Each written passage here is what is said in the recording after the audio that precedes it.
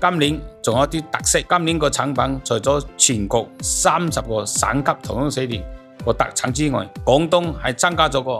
8000萬工程個農副產品，就可以睇到嗰個真真實實嗰個農副產品入咗香港維園嗰個街坊市集。個農副產品呢，可以用啲特別係年紀大啲嘅，可以食到家鄉味、家鄉情。年輕人呢，可以真正地睇到農副產品未加工過係咩樣嚟嘅。可以俾佢親自感受一下，對個年輕人有一種好好嘅啟發。我希望你天氣作美，不要下雨，不要刮風就行啦。建議年輕人去睇下我哋嗰個草地區，我哋草地區係全30個青年委員會特登俾佢做一個創新科技區嘅，可以將佢自己家鄉最創新嘅嘢，機械人、機械狗好多都會嚟香港展示。我哋有個活動係機械人表演音樂，咁可以睇下啦。